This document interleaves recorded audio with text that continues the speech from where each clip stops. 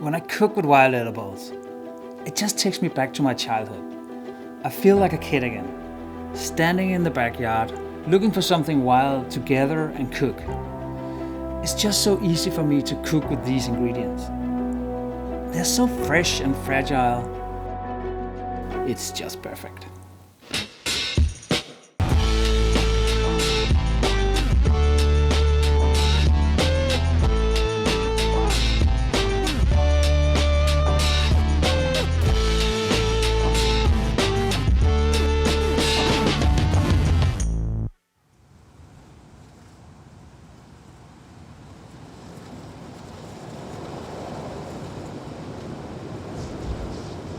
"40 minutes outside the city of Seattle is a treasure chest of incredible nature and resources of edible plants.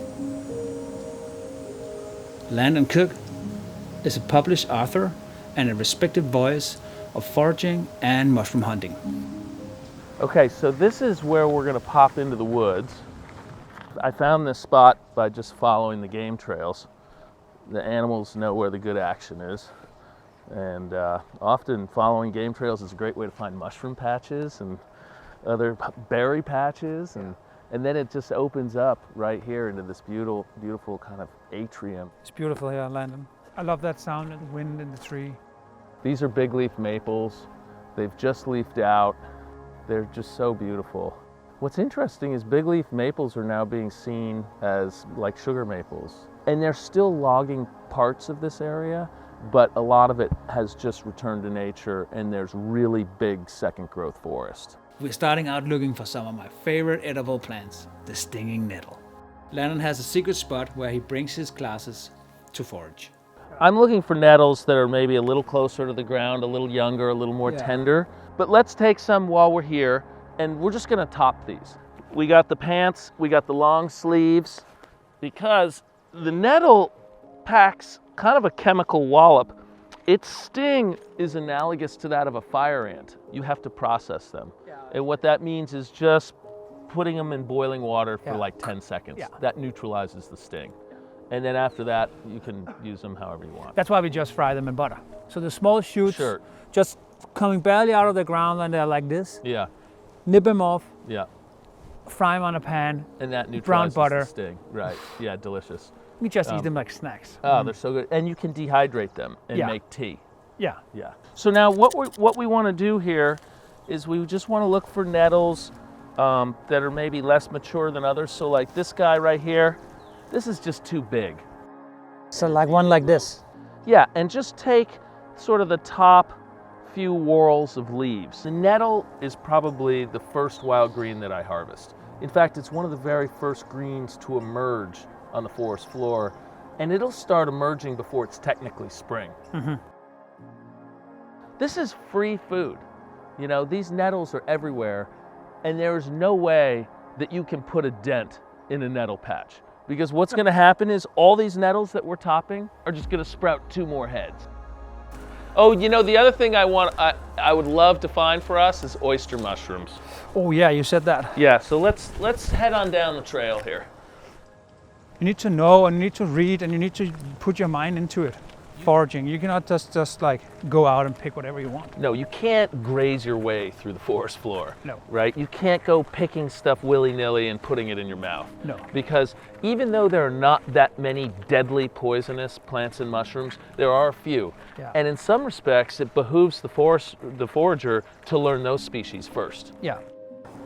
This is the lady fern, but this is a native fern, and this is on the west coast what produces the fiddlehead. Let's clean up a few and just get, because they're so good looking, you know. So you need to get them when it's a tight scroll, and then saute it in a little butter. I like it when it's so fresh, you know, and it's also so delicate. Yeah, the other thing to do is to pickle them. You hear people say that it's kind of reminiscent of a cross between maybe asparagus and artichoke, or green bean or something like that. It's like picking chanterelles. You get so happy when you see it. See this green here that's blooming? So this is miner's lettuce. Here, try a leaf. It's okay to eat it even when it's flowering. But yeah, just pop that whole thing in your mouth.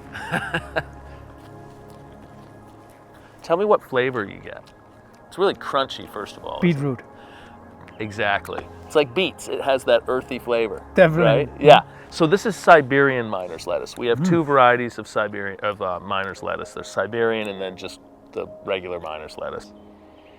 I know, aren't these wonderful? Like, that's a beautiful little bouquet you have right there. Oh, they're there. I found one here. They're just here. Sitting in the middle of the tree. Let me take a look at that. You could be right. Okay, that is oyster mushroom, but it's old. Oh, they're sitting here on the other side.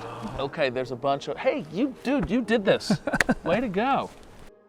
I just want to point out that the house is the one who spotted these first. But you dialed it in. Yeah. Oh, they're down here. They're sitting up there on that tree also. The other one. So let me show you what we got here. This is an oyster mushroom. It's growing on a red alder. It looks like a little clamshell growing off. Now, a couple key identifying features. Let's take a nice one off. So, look at that. I mean, this is pristine. So it's kind of a creamy off-white color. It's a gill mushroom. This is a dead alder right here. And what it's doing is decomposing this tree. This would be the spring mushroom of Western Washington. Of really the West Coast. If you want to find morels and spring porcini in quantities, you really want to drive to the far side of the mountains. Yeah. Now in the fall, we've got chanterelles, we've got fall porcini, we've got lobster mushrooms, we've got, the list goes on, hedgehogs, etc. We don't have that many spring mushrooms. This would be the main one. There's a wonderful kind of Eastern culinary tradition with this mushroom, but also a Western culinary tradition. You could make a great Italian style pasta with it, or you could, batter it up and fry it as tempura and put it on udon. Yeah, so we have enough. Look, there's a bunch here, there's some on a tree over there. You could totally harvest this right now and make like an amazing pasta. Yeah, we're gonna do that. Yeah. Today. So should we just do some harvesting? Yes. Let me try to get those. You got the nettles? Oh, there you go. Yeah. See, that's how we do it. Remember, you are the descendant of successful foragers, resourceful foragers in the deep past, right? Yeah. We all are. We all are. Just need a stick. You can take a little. That's right. And leave for other people. Well, take what you can use, but don't be greedy. Yeah, I actually want to talk about that. Yeah. There's a saying in Denmark that you can pick from the forest or the sea what you could carry in your hat. Yeah. I try to get that across to my students, right? Take what you can use, don't be greedy. If you want to take more to be able to share with your neighbors and your family, that's cool.